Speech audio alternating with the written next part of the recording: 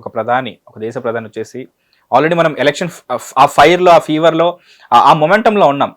So అక్కడ విజయోత్సాహంతో వచ్చిన తర్వాత ఇక్కడ అరే ఇది కూడా కొట్టేస్తాము, జనరల్ ఎలక్షన్స్ ఎలాగో రాబోతున్నాయి, దాని ఉద్దేశించి ఏమైనా చెప్తారా లేదా ఏంటి, ఎవరికి సపోర్ట్ ఇవ్వబోతున్నారు, ఎవరిని పొగడబోతున్నారు, ఎవరి భుజం మీద చెయ్యేసి ప్యాట్ చేసిన తర్వాత అదే దానికి దేని సంకేతం, నేను పరిపరి విధాలుగా ఇలా ఆలోచించా. బట్ వచ్చి ఒక ఏమంటారు, ఒక సెట్ ఆఫ్ గైడ్ లైన్స్ ఇచ్చేసి ఇవి ఫాలో అవ్వండిరా చాలు అని చెప్పి వెళ్ళిపోతుంటే సైలెంట్గా భయం వేసింది. ఎందుకంటే కోవిడ్ అనే సిచ్యువేషన్ మనం చూసాము, మళ్ళీ అలాంటిది ఏమైనా రాబోతుందా, ఎందుకంటే దానికన్నా ముందే హ్యాంటా వైరస్ అని చెప్పేసి ఇంక వచ్చింది, అదేమన్నా మళ్ళీ ఉధృతంగా రాబోతుందా, ఇవన్నీ చాలా రకరకాల ఐడియాస్ ఉండినాయి. బట్ ఇది జియో పాలిటిక్స్కి రిలేటెడ్గా ఒక మెసేజ్ ఇచ్చారు, అదేంటో చెప్పండి. ముందుగా మోదీ గారు ఒక చిన్న అపీల్ మాత్రమే చేశారు. అంటే మీరు ప్రస్తుతం ఉన్న పరిస్థితుల్లో మీరు కొన్ని గనక పాటించినట్టయితే మంచిది అని అపీల్. అంటే పాటించాలనుకునే వాళ్ళు పాటించవచ్చు, లేదు అనుకునేది లేదు, దాంట్లో పాటిస్తే కొంచెం బెటర్ గా ఉంటుంది, అంతే హెల్ప్ఫుల్ గా ఉంటుంది అంతే. కానీ ఇది మోదీ గారు మొదటిసారి అన్నారంటే కానే కాదు. నిజానికి మోదీ గారు మాత్రమే కాదు, ఇంకా చాలా మంది దేశ ప్రధానులు కూడా మాట్లాడుతున్నారు. కరెక్ట్. అంటే నేను ఇప్పుడు ఆయన మీరు అన్నది కరెక్టే, మోదీ గారు మాట్లాడే ముందర మీరు అన్నదే చెప్దాం. ఇప్పుడు యుఎస్ ఉంది, యుఎస్ వరల్డ్ లో one of the largest oil producer and exporter. US అంటే యుద్ధం మొదలైనప్పటి నుంచి ఇప్పటి వరకు సుమారు 40% ఆయిల్ ప్రైసెస్ పెంచింది. సౌదీ అరేబియా మనకి తెలిసిందే, ఇంకా చెప్పక్కర్లేదు. Domestic oil price Saudi Arabia కూడా పెంచింది. యూరోపియన్ యూనియన్ అయితే ఆ యూరోప్ ప్రజలకి మీరు ఎక్కువగా అవుట్ సైడ్ ట్రావెలింగ్ చేయొద్దని చెప్పి మార్చి మొదటి వారంలోనే చెప్పేసింది. అంటే యుద్ధం మొదలైన కొన్ని రోజులకు చెప్పేసింది. సౌత్ కొరియా ప్రభుత్వం ఎలాంటి నిర్ణయం తీసుకుందంటే అందరూ దాన్ని కమ్యూనిస్టుతో పోలుస్తున్నారు, పెట్రోల్ ధరలు ఎక్కువయ్యాయని చెప్పి వాళ్ళు పెట్టిన చర్యలకి పర్యవసానంగా 60 పెట్రోల్ బంకులు మూతపడ్డాయి. 60 పెట్రోల్ బంకులు మూతపడ్డాయి, 60ఏ కదా అని అనుకోకండి. ఎందుకంటే ఆ పెట్రోల్ బంకులు మూతపడడం వల్ల మూమెంట్ ఆగిపోయింది. మూమెంట్ ఆగిపోవడం వల్ల అది at the end of the day production ఆగింది, వర్క్ ఆగింది. అంటే at the end of the day అది దేశ ఆర్థిక వ్యవస్థ మీద దెబ్బ తగిలింది. అండ్ ఇవి ఆగకుండా ఉండాల్సిన industries, communication, like oil, medicine, food, textile, ఇవన్నీ కూడా like never ending and never stopping industries. ఇవి అందులో ఏ ఒకటి ఆగినా లైక్ ఇంటర్లింక్డ్ ఉంటాయి కాబట్టి అస్తవ్యస్తం అయిపోతుంది. 100% కరెక్ట్. కానీ మన దగ్గర చూసుకుంటే మనకు అలాంటి సమస్య ఇప్పటివరకు రాలేదు, ఇప్పటివరకు. కానీ ప్రధానమంత్రి గారు ఇప్పుడు అన్నారు కొంచెం మీరు కొన్ని పాటించండి అని. ఎందుకు అన్నారు అనే దానికంటే ముందర ఇప్పుడు ప్రధానమంత్రి గారు మొదటిసారి అన్నారా, ఏవేవి ఎప్పుడెప్పుడు అన్నారో ఒకసారి ప్రేక్షకులకు కూడా తెలియచేద్దాం. మొదటిగా ఆయన ఫర్టిలైజర్స్ గురించి మాట్లాడారు. ఆర్గానిక్ ఫార్మింగ్ వైపు ప్రజలు వెళ్తే మంచిదని. చాలా మంది all of a sudden fertilisers crunch ఉంది కాబట్టి మోదీ గారు ఇలా అన్నారని అనుకుంటున్నారు. నిజానికి బీజేపీది 2024 జనరల్ ఎలక్షన్ మేనిఫెస్టోలోకి వెళ్ళినట్టయితే అందులోనే వాళ్ళు పెట్టారు, ఆ రైతులని ఆర్గానిక్ ఫార్మింగ్ వైపు తీసుకెళ్లేలాగా మేము ఏవైతే చర్యలు తీసుకోవాలో మేము ఆ చర్యలు తీసుకుంటామని అన్నారు. అందులో భాగంగానే ఇప్పుడు మనం ప్రధానమంత్రి గారు ఆర్గానిక్ ఫార్మింగ్ గురించి మాట్లాడడం చూస్తున్నాం. ఇప్పుడు ఎందుకు ఆర్గానిక్ ఫార్మింగ్ గురించి మాట్లాడారు అంటే మనకి తెలిసిందే క్రైసిస్ ఉంది కాబట్టి. సో మనం ఆ క్రైసిస్ గురించి డౌన్ ద లైన్ మాట్లాడుకుందాం. బట్ ఈ పాయింట్స్ ఒకటి బ్రీఫ్గా చెప్పాలని. సెకండ్, ఎడిబుల్ ఆయిల్ కన్సంప్షన్ తగ్గించమని అన్నారు. నిజానికి మోదీ గారు ప్రధానమంత్రి అయినప్పటి నుంచి ఒక మాట ఎప్పుడు అంటారు, ఫిట్ ఇండియా, ఆయిల్ తక్కువ కన్స్యూమ్ చేయండి, ఎందుకంటే ఆయిల్ పెరిగితే గనక బాడీలో డయాబెటీస్ రకరకాలవన్నీ వస్తాయి, హెల్త్కి మంచిది కాదు, యువకులు దేశాన్ని నడిపించాలి, మీరు ఆయిల్ ఫుడ్ అంతా తింటే గనక మీకే మంచిది, మీరు ఫిట్ ఉండకపోతే మీకు ఇబ్బంది అనే ఉద్దేశం అలా చూసుకోవాలి. కరెక్ట్. అంటే ప్రధానమంత్రి గారు గతంలో అన్నది, అంటే ఇప్పుడు ఆయిల్ కన్సంప్షన్ తక్కువ చేయండి అన్నది క్రైసిస్ అని అనుకుందాం, కానీ ఈ ఆయిల్ కన్సంప్షన్ తక్కువ చెయ్యండి అని అన్నది కూడా గతంలో అన్నారు. దాని తర్వాత సోలార్ ఎనర్జీ వైపు వెళ్ళండి అని అన్నారు. ప్రధానమంత్రిగా మోదీ గారు వచ్చినప్పటి నుంచి రెన్యూబుల్ ఎనర్జీ మీద ఎక్కువగా దృష్టి పెట్టారు. ముఖ్యంగా కోవిడ్ తర్వాత అది ఇంకా ఎక్కువైంది. దాని ఫలితంగా మనం ఇప్పుడు ప్రపంచంలో సోలార్ ఎనర్జీ మ్యానుఫ్యాక్చరింగ్ చేయడంలో 3వ అతిపెద్ద దేశంగా ఉన్నాం ఓవరాల్ సోలార్ ఎనర్జీలో. అండ్ ప్రధానమంత్రి గారు ఐ థింక్ జనరల్ ఎలక్షన్స్ ముందర సూర్యఘర్ యోజన అనేది ఒకటి తెచ్చారు, ఇళ్ల పైన సోలార్ ఉండేలా. ఐ థింక్ సుమారు 1 కోటి ఇళ్లకు ఆల్రెడీ అది వచ్చేసింది, 1 కోటి ఇళ్లకు ఉంది. ఇప్పుడు దాన్ని ఇంకా ఎక్స్టెండ్ చేయాలని చూస్తున్నారు. అండ్ దాని తర్వాత ఇంకా మనం చూసుకున్నట్టయితే ఆయిల్ ఎక్కువ వెహికల్స్ కార్ పూలింగ్ అన్నారు, దాని ఆల్టర్నేటివ్ ఈవీస్ అని అన్నారు. ఈవీకి ప్రభుత్వం ఎలాంటివి ఎన్ని రకాల సబ్సిడీస్ ప్రయత్నించవచ్చో వాళ్ళు అవన్నీ చేస్తూనే ఉన్నారు. Now coming to why prime minister set this, మనం చూసుకున్నట్టయితే కనుక ప్రధానమంత్రి గారు గత పార్లమెంట్ ఎన్నికలు అవుతున్నప్పుడు, ఐ థింక్ ఎన్నికల ముందర, ఈ 5 రాష్ట్రాల ఎన్నికల ముందు పార్లమెంట్ అవుతున్నప్పుడు ప్రధానమంత్రి గారు ఒక మాట అన్నారు, కోవిడ్ లాంటి పరిస్థితి మనకి వచ్చే అవకాశం ఉంది అని. చాలా మంది అప్పుడు లాక్డౌన్ అన్నారు. నిజానికి అది లాక్డౌన్ కాదు, సప్లై చైన్ క్రైసిస్. ఇప్పుడు ప్రధానమంత్రి గారు ఇది కూడా అనడానికి ముఖ్య కారణం సప్లై చైన్ క్రైసిసే. ఆయన సప్లై చైన్ క్రైసిస్ ఎందుకు వస్తుంది అని అనుకుంటున్నారు. ఎందుకు అంటే మనకి 3 కారణాలు ఉన్నాయి. అంటే అవకాశాలు, కారణాలు అనే కంటే కూడా అవకాశాలు, సాధ్యాసాధ్యాలు. ఒకటి, ఇప్పుడు ఏదైతే ఇజ్రాయెల్ ఇంకా ఇరాన్ వార్ ఏదైతే నడుస్తుందో అది ఇంకా ఎస్కలేట్ అవ్వచ్చు.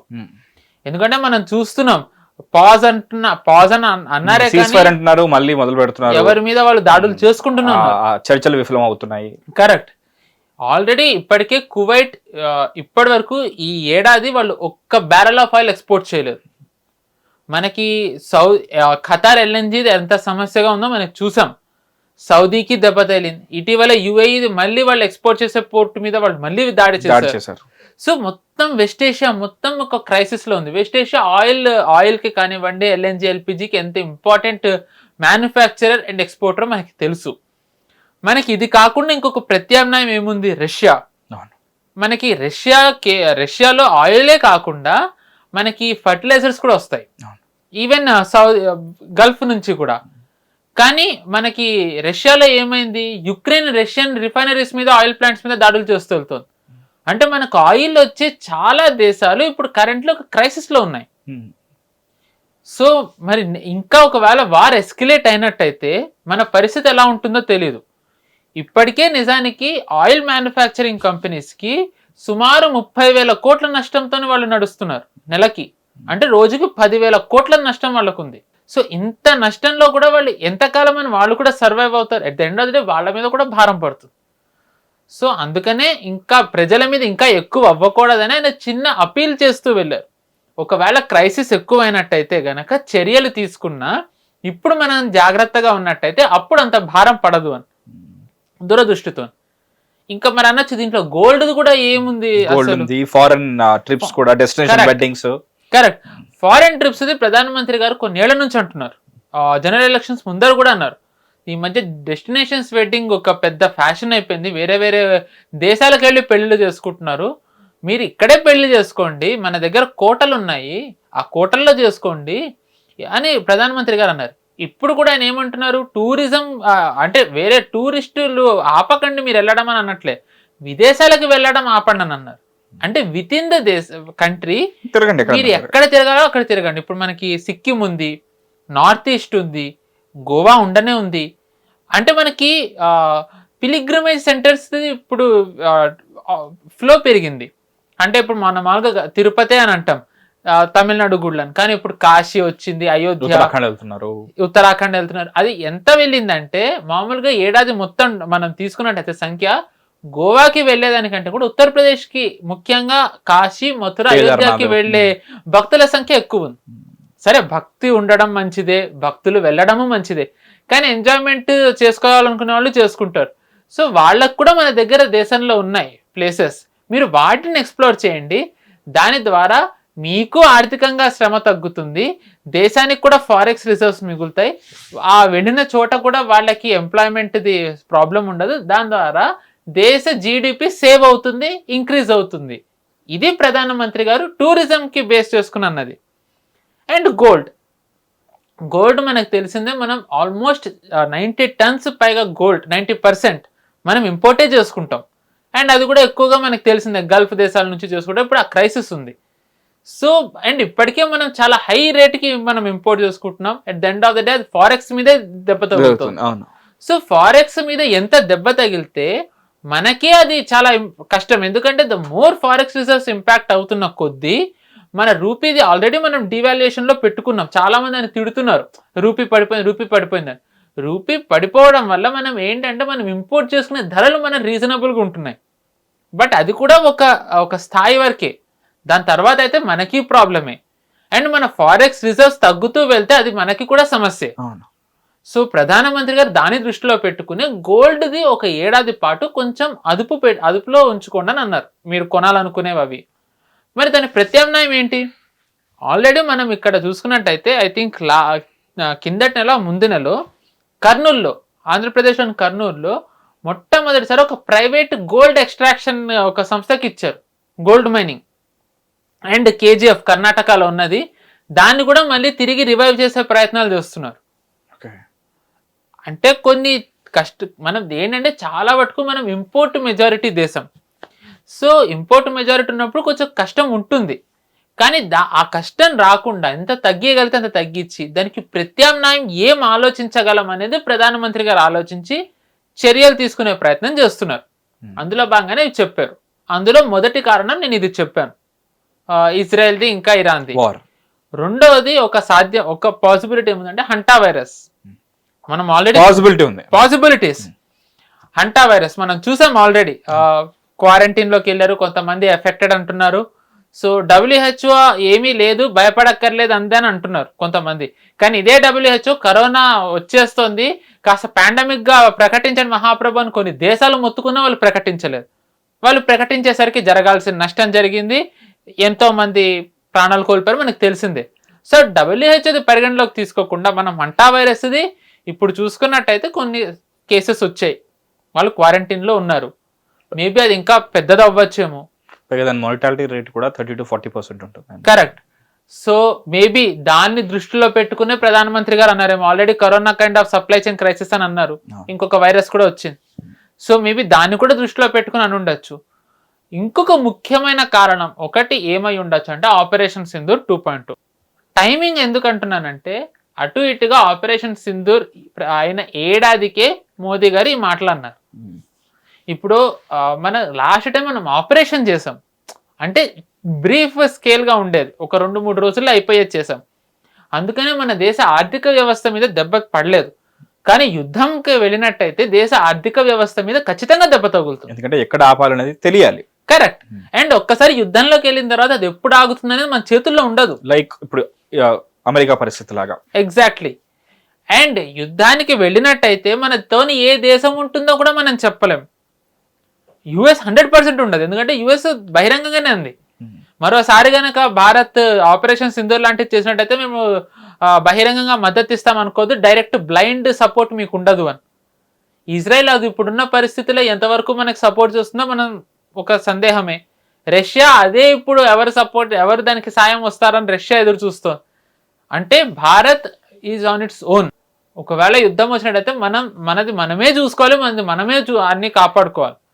సో ప్రజలకు అప్పుడు ఇంకెంత కష్టం ఉంటుంది. ఐ థింక్ మన జనాలకి ఇప్పుడు యుద్ధం అంటూ కార్గిల్ వార్ తర్వాత అంటే సుమారు 2 పుష్కరాలు అయిపోయింది.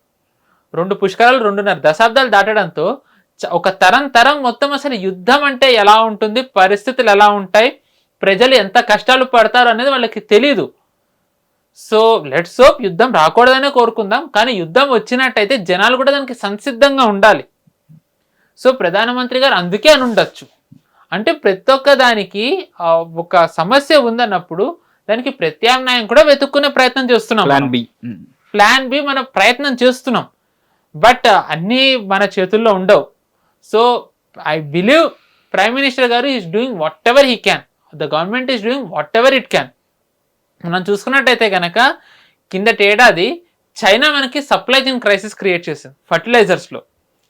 క్రియేట్ చేస్తే మనకి చైనా నుంచి ఏదైతే ఫర్టిలైజర్స్ మనం తీసుకుంటామో ఇమ్మూవబుల్ వాటర్ సాల్యుబుల్ ఫర్టిలైజర్, అది దాన్ని ఇండిజినస్గా మన వాళ్ళే తయారు చేస్తారు. అండ్ మనకి తెలిసిందే ఫర్టిలైజర్స్ అన్న యూరియా అన్న ఇవన్నీ at the end of the day ఇవన్నీ కెమికల్స్. కానీ మనకి న్యాచురల్గా ఆర్గానిక్గా ఉండాలి అంటే మనకి కొంచెం చర్యలు తీసుకోవాలి, డెవలప్ చేయాలి. అందుకనే ప్రధానమంత్రి గారు దీనికి ఒక టాస్క్ ఫోర్స్ పెట్టారు, దీనికి ఒక కమిటీ పెట్టారు. అండ్ దాని తర్వాత మనం ఈ కెమికల్ ఫర్టిలైజర్స్కి ప్రత్యామ్నాయంగా నానో యూరియాని, నానో DAP అని, పొటాషియం నానోతో వచ్చారు అంటే కవ్ యూరిన్, కవ్ డంగ్, వీటితోని మనం తయారు చేస్తున్నాం. అంటే ప్యూర్ కెమికల్స్ లేని ఫర్టిలైజర్స్ని మనం తయారు చేస్తున్నాం. కానీ దీనికి కూడా మనకి ఎంత లేదన్నా దీని మీద ఇది తయారు చేయాలి, దీని మీద ప్రయోగాలు జరగాలి, అండ్ బల్క్ లో చేయాలి, సమయం పడుతుంది. బట్ ఇంతలోపు ఏదైతే వాడాలో మనం వాడుతూనే ఉండాలి. అండ్ ప్రొడక్షన్ వైస్ కూడా ఛాలెంజెస్ ఉంటాయి 100%. సో ఫర్టిలైజర్స్ మనం ఎంత చేస్తున్నా మనకి సప్లై చైన్ క్రైసిస్ వచ్చినప్పుడు ఒక ఆల్టర్నేటివ్ ఉండాలి. అందుకనే కిందటేడాది మనం రష్యాతోనే ఒక MOU చేసుకున్నాం. మనమే అక్కడ ఒక ప్లాంట్ పెడతాం. ఇప్పుడు మనకి ఇక్కడ రష్యాది ఒకటి వాళ్ళది నయారా అనే ఒక సంస్థ ఉంది పెట్రోల్ది, అది మొత్తం వాళ్ళదే. నిజానికి పేరుకి వాళ్ళు ఇక్కడ ఉంటారు, ఇక్కడ ఆయిల్ రిఫైన్ చేస్తారు, ఇక్కడ అమ్ముతారు. అలాగే మనం కూడా అక్కడే ఒక ఫర్టిలైజర్ ప్లాంట్ పెడుతున్నాం. ఎందుకు అక్కడ అంటే మనకి ఫర్టిలైజర్స్కి న్యాచురల్ రిసోర్సెస్, వాటర్ ఇవన్నీ కంటిన్యూస్ ఉండాలి. రష్యా అబండెంట్ న్యాచురల్ రిసోర్సెస్ అది. సో అందుకని మనం అక్కడే పెడుతున్నాం. రష్యా దీనికి ఒప్పుకుంది. కానీ మన కిందటేడాది మొదలు పెట్టింది అమలులో కంటే మొత్తం మనకి ఆ ఫర్టిలైజర్స్ అక్కడ నుంచి రావాలంటే 2027 వరకు మనం ఎదురు చూడాలి. ఓకే, 2027 వరకు. బట్ స్టిల్ ఆ పని కూడా అవుతుంది. అంటే నేను మీకు ఎందుకు చెప్తున్నాను, అండ్ ఇది అవుతూ ఉండడంతో పాటు ఇటీవల మనం గుర్తున్నట్టయితే ప్రధానమంత్రి గారు జార్డన్ వెళ్ళారు. 3 రాష్ట్రాల పర్యటన చేస్తున్నప్పుడు అందులో భాగంగా జార్డన్ వెళ్ళారు కిందటేడాది. జార్డన్లో ఫర్టిలైజర్స్ బాగా వస్తాయి. మనం ఆ ఫర్టిలైజర్స్ కోసం జార్డన్ వెళ్ళాం. అండ్ దాని తర్వాత మొరాకో కూడా వెళ్ళాం. మొరాకోలో కూడా ఫర్టిలైజర్స్ బాగా వస్తాయి. అండ్ ఇలాగే కొన్ని దేశాలు ఉన్నాయి. అంటే మనం ఏదైతే ఎక్కువ అబండెంట్ పెద్ద పెద్ద దేశాలు ఫర్టిలైజర్స్ ఇచ్చేవే కాకుండా వేరే దేశాల మీద కూడా మనం ఒక ప్రత్యామ్నాయం మనం వెతుక్కుంటున్నాం. కానీ ఎంతకాలం అని చెప్పి మనం వేరే దేశాల మీద ఆధారపడి ఉండలేం, డిపెండెన్సీ ఎక్కువ అయిపోతుంది. కరెక్ట్. సో మన సొంతంగా మనం చేసుకోవాలి. అందుకే నేను మీ కింద చెప్పిన ఇమ్యూవబుల్ వాటర్ సాల్యుబుల్ ఫర్టిలైజర్ కానివ్వండి, DAP కానివ్వండి, నానో యూరియా, పొటాష్ ఇవన్నీ కూడా తయారు చేస్తున్నారు. సో బట్ టైం పడుతుంది. ఇది ఒకవేళ ఈలోపే హంటా వైరస్ పెరిగితే, ఈలోపే ఇరాన్ది క్రైసిస్ ఎక్కువైతే, ఈలోపే ఆపరేషన్ సింధూర్ మళ్ళీ మొదలైతే, 3 2 వచ్చినా ఒక్కటి వస్తేనే ఇంకా అసలు ఒక్కటి వస్తేనే నైట్ మేర్ అనుకుంటే కీరెంచి మేలంచమన్నారు. 2 వస్తే ఒకేసారి ఒక పక్కన అక్కడ ఇరాన్ వార్ అవుతున్నప్పుడు ఇంకో పక్కన ఆపరేషన్ సింధూర్ 2.0 మొదలైతే, హంటా వైరస్ తో పాటు ఆపరేషన్ సింధూర్ 2.0 మొదలైతే, హంటా వైరస్ తో పాటు ఇరాన్ ఇజ్రాయెల్ది ఇంకా ఎక్కువైతే, ఇమాజిన్ అసలు ఇది ఒక లాజిస్టికల్ నైట్ మేర్ మనకి. అప్పుడు ఒక్కసారిగా అప్పుడు వచ్చి ప్రభుత్వం అన్ని పెంచేస్తున్నాం అంటే ఇంకేమన్నా ఉందా? అసలు ఖచ్చితంగా జనాలు స్వీకరించలేరు దాన్ని. ఆ సప్లై చైన్ క్రైసిస్ ఉంది, ఏమున్నాయన్నా సరే ప్రజలు దాన్ని అప్పుడు ఉండే పరిస్థితి అలా ఉండదు. ఎమోషన్స్ హైలో ఉంటాయి. అందుకే ప్రధానమంత్రి గారు ఏమన్నా రావచ్చేమోనని ముందరే ఆయన ఒక చెప్పాలంటే ఆయన ఒక హెచ్చరిక చేశారు. అండ్ ఆయనకు కూడా మేబీ ఒక నమ్మకం ఏంటంటే ఆయన చెప్తే జనాలు వింటారు అని. మోదీ గారి యాక్సెప్టబిలిటీ ఎంత ఉంది, మోదీ గారిది జనాలు ఎంత స్వీకరిస్తారు, ఇవన్నీ పక్కన పెట్టినట్టయితే ఇలాంటివి వచ్చినప్పుడు మోదీ గారు చెప్తే ఖచ్చితంగా దేశం వింటుంది. దేశంలో అధిక శాతం వింటారు. LPG సబ్సిడీ వదులుకోండి అంటే 1 కోటి మంది LPG సబ్సిడీ ఇలా వదిలేసుకున్నారు అంతా. డిమానిటైజేషన్ అవుతున్నప్పుడు క్షమించండి, ఇది తీసుకోవాల్సిన చర్య, లైన్లో నించోండి అంటే అందరూ లైన్లో నించున్నారు. దాని తర్వాతే ఎన్నికలు జరిగాయి, గెలిచారు కూడా. అంటే జనాలు దాన్ని స్వీకరించారు. GST తెస్తున్నాను, GSTని అందరూ సహకరించండి అన్నారు. GSTని అందరూ విన్నారు. కోవిడ్ అప్పుడు లాక్డౌన్ పెడుతున్నాను, నమ్మి ఇంట్లో ఉండండి అన్నారు. అందరూ ఇంట్లోనే ఉన్నారు. లైట్లు తీయండి అన్నారు, లైట్లు తీశారు. దీపం వెలిగించండి అన్నారు, దీపం వెలిగించారు. చప్పట్లు కొట్టండి అన్నారు, చప్పట్లు కొట్టారు. అంటే జనాలకి క్రైసిస్ అప్పుడు ఈయనుంటే గనక he will get us out of crisis అనే నమ్మకం ఒకటి ఉంది. అండ్ ఈయన చెప్తే వింటారు అనే నమ్మకం ఆయనకి ఉంది. సో అందుకే ఆయన ఇప్పుడు చెప్పారు. ఇవన్నీ అవుతాయని కాదు, అవ్వకూడదనే కోరుకుందాం. బట్ ప్రిపేర్డ్గా ఉంటే తప్పేం లేదు కదా. సో అందులో భాగంగానే మోదీ గారు ఇవన్నీ అన్నారు. దురదృష్టవశాత్తు విపక్షాలు చేయూతనివ్వాల్సింది పోయి వాళ్ళు కూడా దీన్ని నెగిటివ్గా తీసుకెళ్తున్నారు. ఇది కొంచెం చాలా సాడ్ థింగ్. మన దేశంలో క్రైసిస్ వచ్చినప్పుడు అందరూ కలిసి ఉండాలి, కానీ వాళ్ళు కూడా అన్ని ఇది యాజ్ ఇఫ్ మోదీ గారు ఫస్ట్ టైం అన్నారు, మోదీ గారు ఫెయిల్యూర్ ఇది అని అంటున్నారు. Just for the record, Jawaharlal Nehru గారు పిఎంగా ఉన్నప్పుడు ఒకసారి ఆయనే అన్నారు, మనకి క్రైసిస్ ప్రపంచంలో ఎక్కడ ఏం క్రైసిస్ వచ్చినా ఆ ప్రభావం భారతదేశం మీద పడుతుంది అన్నారు. మనకి ఫుడ్ స్కార్సిటీ వచ్చింది 60s, 50s, 60s. ఎందుకు వచ్చింది అని ఆయన స్వయంగా చెప్పింది ఏంటంటే కొరియా క్రైసిస్ వల్ల, కొరియా యుద్ధం అవుతుంది కాబట్టి. 50s మనకి ఫుడ్ స్కేర్సిటీ వస్తే ఎక్కువగా తింటున్నారు, దానివల్లే తినడం కొంచెం తగ్గించండి అన్నారు. మనం ఆర్థికంగా అంత బలంగా లేమని. మరి ఆర్థికంగా బలంగా లేనప్పుడు పాకిస్తాన్కి మనం ఎందుకు నిధులు ఇచ్చాం? తర్వాత మన్మోహన్ సింగ్ గారి హయాంలో, యూపీఏ హయాంలో డబ్బులు చెట్లకు కాయవని అనేసారు. ఫ్యూయల్ సబ్సిడీని కూడా తగ్గిస్తామని అన్నారు. చాలా వ్యతిరేకత రావడంతో వాళ్ళు దానికి వెనక్కి వెళ్ళారు. బట్ అప్పుడు అప్పుడు అసలు ఇంకా 12-13లో మనకి ఏం క్రైసిస్ ఉందండి? ఒక్కసారి ఇప్పుడు ఇమాజిన్ చేయండి. 20లో కోవిడ్, 21లో సెకండ్ వేవ్, 22లో రష్యా యుక్రెయిన్ వార్, 23లోనేమో ఇజ్రాయెల్ October 7th అటాక్ తర్వాత, 24 ఎలక్షన్స్, 25 టారిఫ్, దాని తర్వాత ఆపరేషన్ సింధూర్. ఒక 6 ఏళ్ళది మీరు ఒక్కసారి మన ప్రయాణం చూసుకోండి. ఇన్నిటి మధ్య కూడా మనం ఇప్పుడు ఆర్థికంగా మనం గోయింగ్ అట్ 6-7%, సమ్టైమ్స్ 8%. జస్ట్ అసలు ఇదొక నిజానికి చెప్పాలంటే మనం వేరే దేశాలను చూసి పొగుడుకుంటాం, వాళ్ళు ఎలా చేస్తున్నారు. జస్ట్ ఇమాజిన్, ఇన్ని కష్టాల మధ్య కూడా మనం ఎలాగ నిజానికి జనాలకు అసలు ఎంతమందికి ఈ తీవ్రత తెలుస్తుంది? నిజానికి చెప్పాలి అంటే ఇంత తీవ్రత ఎక్కడ తెలుస్తుంది? శ్రీలంకలో అయితే రేషన్ ఇస్తున్నారు, పెట్రోల్ కూడా రేషన్ లాగా ఇన్ని లీటర్స్ అని చెప్పేసి ఇస్తున్నారు. Yes, exactly. ఇంకా సరే, పాకిస్తాన్తో పోల్చకూడదు. మన దేశంలో చాలా మంది పాకిస్తాన్తో పోలిస్తే చాలా ఆనందంగా ఉంటుంది.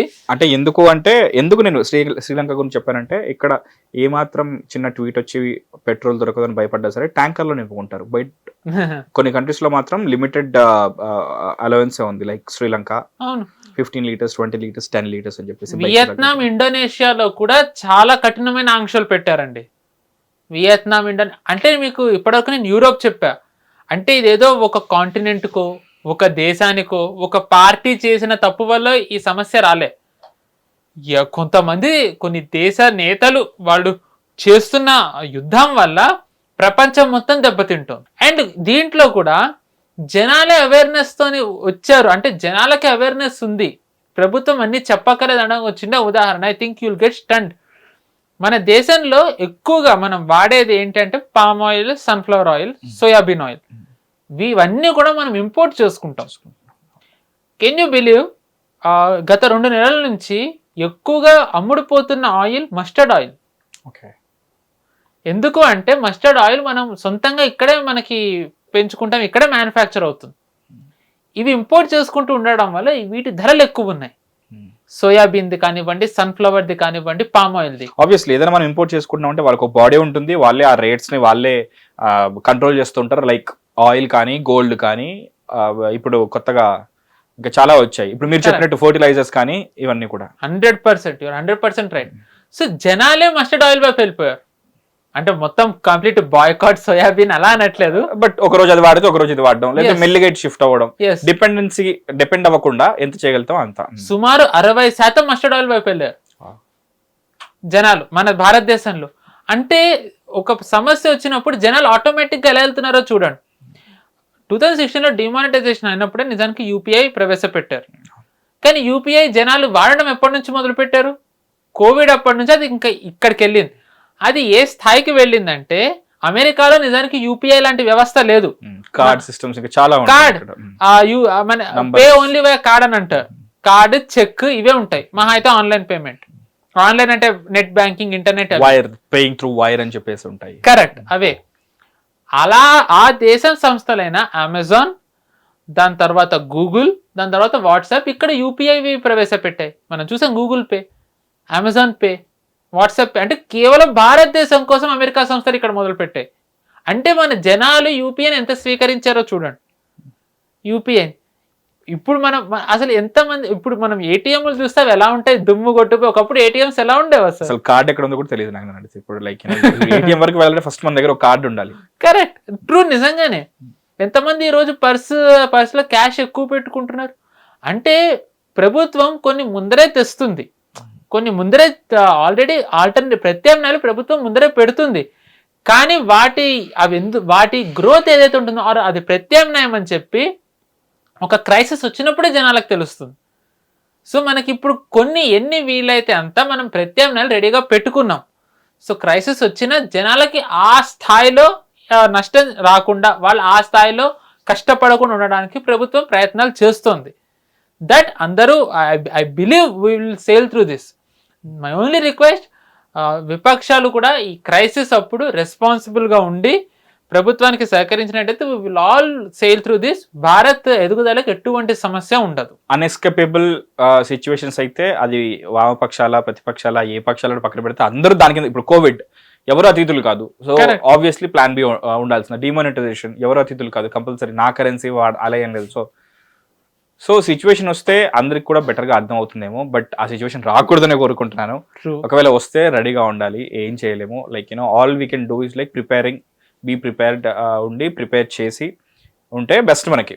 హిట్ టీవీ యాప్, ఇందులో short news, live news, entertainment shows, movies, digital magazines తో పాటు మీ జిల్లా వార్తలను కూడా ఫ్రీగా చూడొచ్చు.